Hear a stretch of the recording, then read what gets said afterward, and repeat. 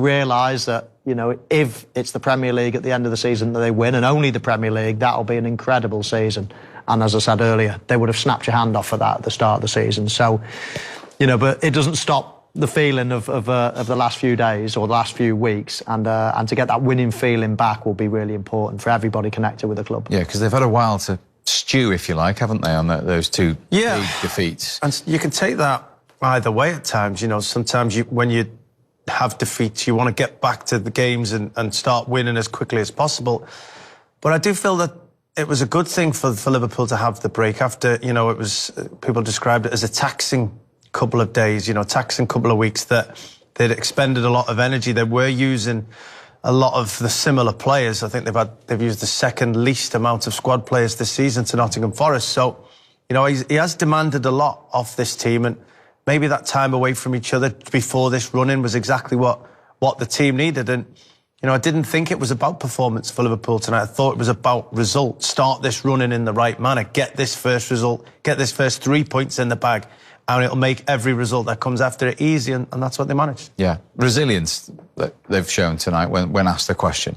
Yes. I mean, Everton did have one or two chances, but that's how Liverpool play sometimes. They play risky game. They're trying to, you know, when you're playing against teams that just come and sit back, and fair play to Everton, they counter-attacked well.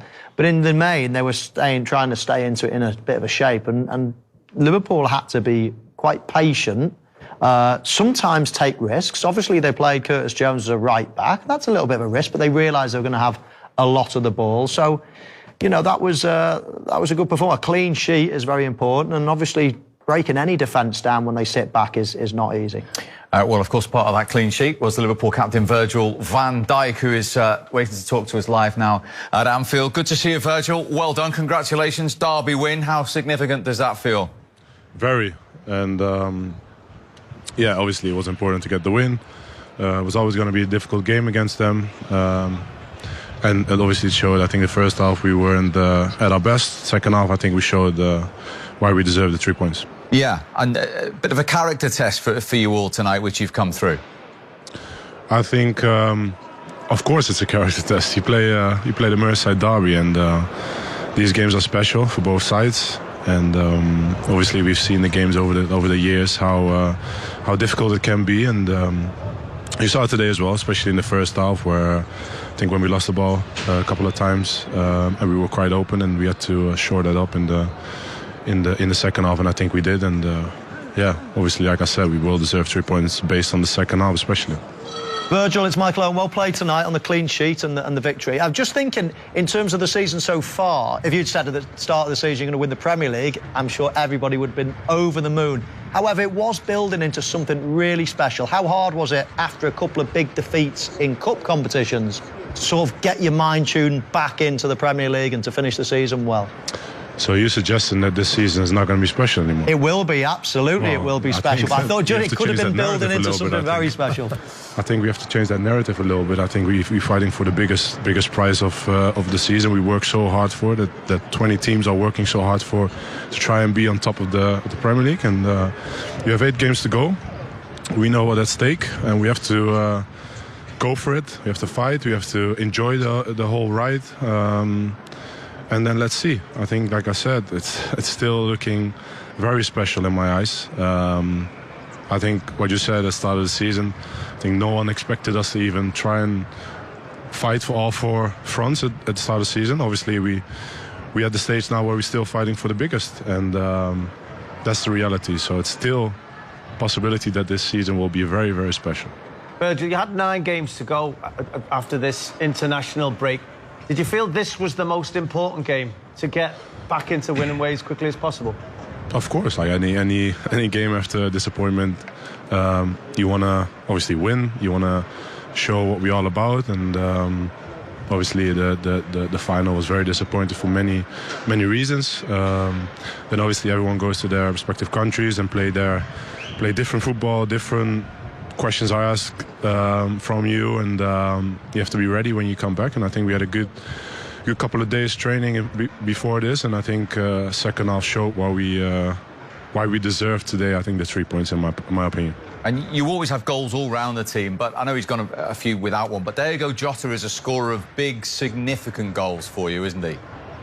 Yeah, listen, I think everyone has to try and contribute in goals, and obviously we all know that Jota can make a difference in that sense. Obviously he's a bit unlucky in some ways, but today obviously he's very important with that goal. I think he was very sharp in and around the box, and he was lively on the ball, and I think we already could have seen it in training, so maybe the international break helped him a little bit, and now for him it's just to crack on, keep going. And that's finally what the team have to do. You need 13 points maximum to get your hands on that trophy. Just keep ticking them off, do you, like tonight? Yeah, listen, like you said, we have 8, like I said, we have 8 more games. We have to recover now, and then we go to London on Saturday, and have to be ready for a difficult one at Fulham. I think we, over the last couple of years, we've never had an easy game there. So it won't be easy then again, but something we have to look forward to, and try to get one step closer to a special season. Or very special, whichever way you want to describe it. Virgil, we love it. Thank you very much indeed for joining us. Thank you very much, guys. All the best. All the best. Liverpool captain Virgil van Dijk at Anfield. Special or very special? How are you describing it? I stand by what I said.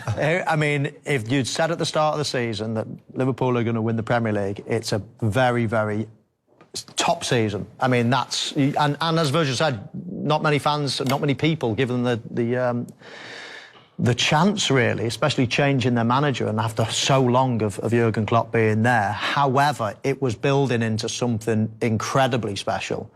And I just wondered whether, you know, after a couple of weekends or a couple of weeks of disappointment, you know, how hard was it to refocus? But obviously he gave us the answer.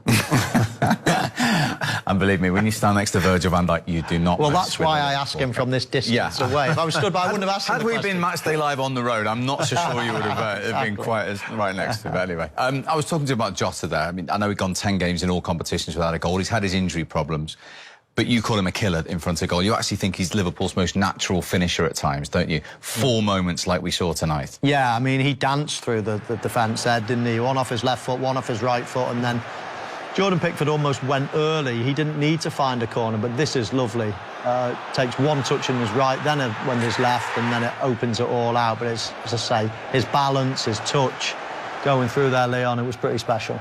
Yeah, I think Everton are unfortunate just in the sense that, you know, Tarkowski has to go for this ball. He thinks that Luis Diaz is there and the centre-halves are split, but that's the space that Diogo Jota takes advantage of. I mean, as you said, dances through there, lovely little bit of skill, the way he can dribble with both feet. And once it all opened up for him, I think we all just expected to see the ball into the back of the goal, didn't we? You say he's a natural finisher, and you know, he just waited for Jordan Pickford to go down, basically, and went the other way. Yeah, I mean, just picking up on Leon's point there, Diaz does quite well, actually, not to make any move to the ball, because if he does, then he's offside, isn't he? But you just wonder, I suppose, whether Tarkowski wouldn't dive in like that if he wasn't in an offside position. So could you say he is affecting the play? Yeah, well, you know, it's a grey area because Everton were defensively solid for the majority of this game. They didn't give too many major chances away that Jordan Pickford